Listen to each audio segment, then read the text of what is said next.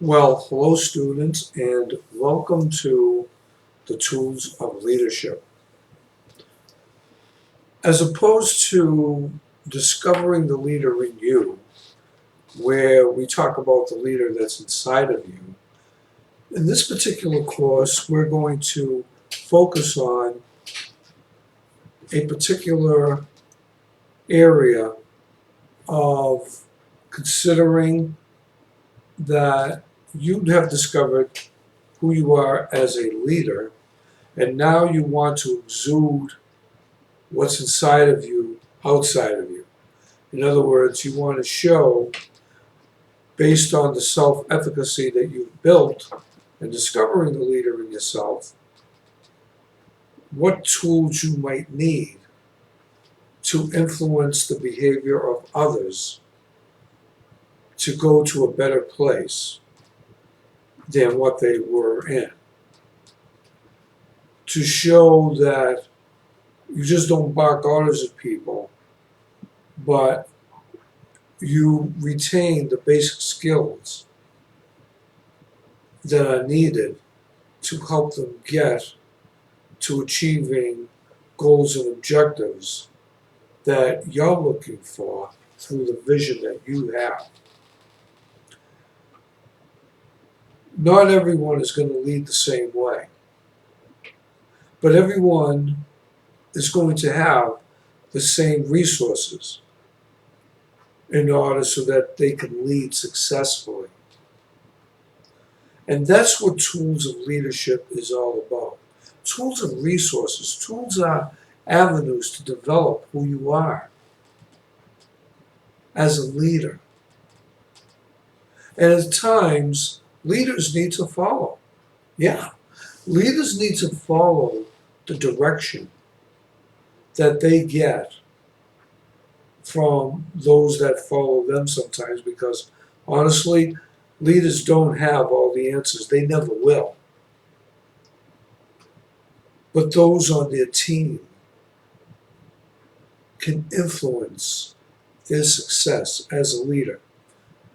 When a leader separates himself or herself from the team, they're no longer leaders, they're managers. Managers can manage things the way they manage people. A good manager knows structure. A good manager knows rules and regulation. But a leader looks at structure. A leader looks at how effective they are enforcing rules and policies, and all of these things are important. But they get it. They have the emotional intelligence. Leaders know when they need to chime in. Leaders know when they have to back off. Leaders know when they have to use their charisma and abilities to not only drive themselves forward, but others as well. And also, leaders know how to build a legacy. So, what is the book all about that you're going to use? Okay? That's what the book is: The Art and Science of Leadership by Nahavandi. Nahavandi wrote a book that was written back in 2015, and the 7th edition that you have can be downloaded. You can also order it hard copy as well, but the download works very nicely, and it's a lot less expensive with a totally online course. And he goes through 10 basic chapters that are broken down into 3 sections. The first section has to do with basically understanding how the courses are outlined and what are some of the suggested exercises that can be used to assist you with the book.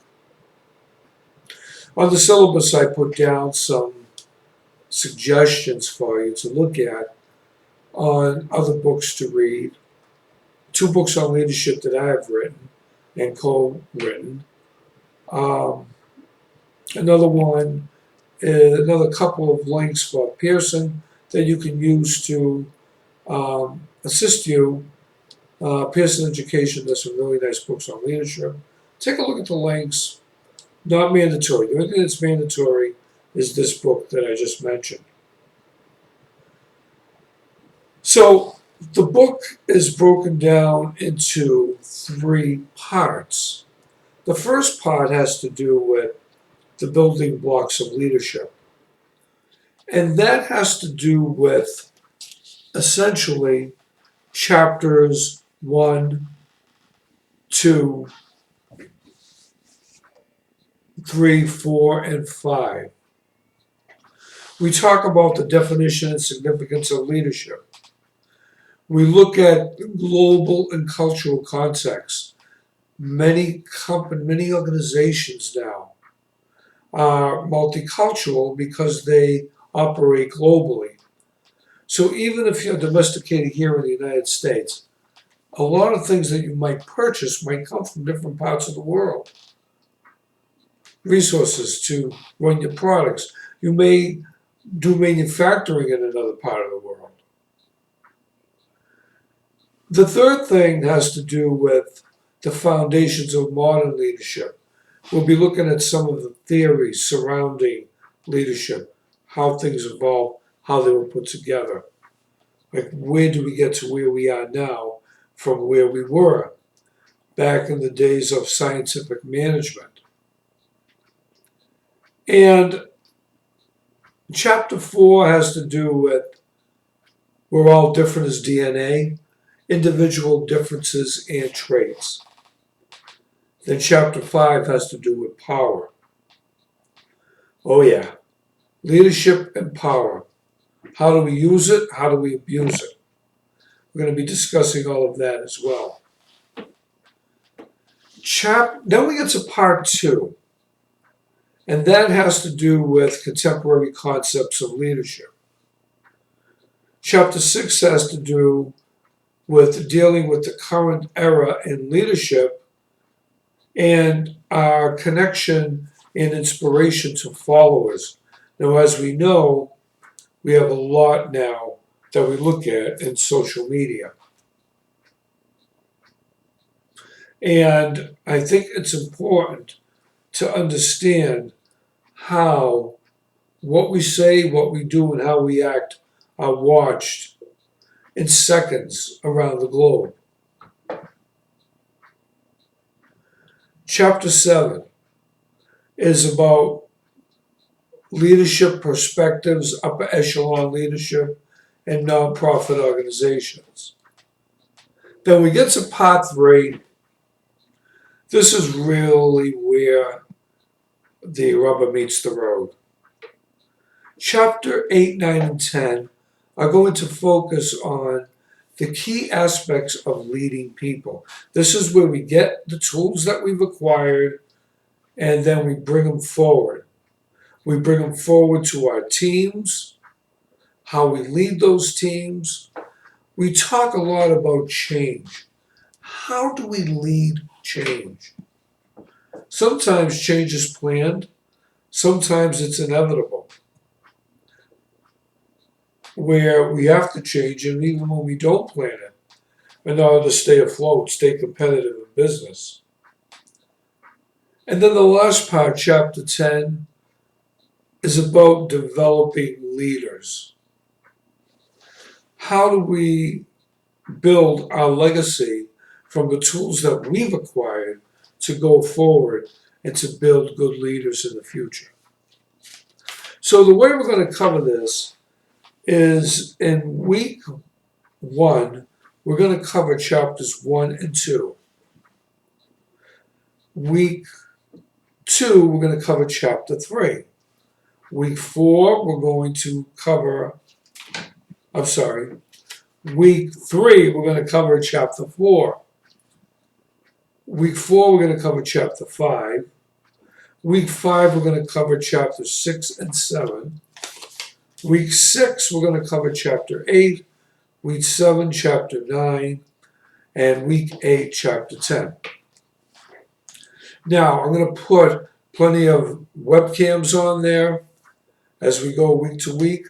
I'm going to put, I have a website, choice2lead.com. Okay? choice2lead.com. I'm going to write it down here.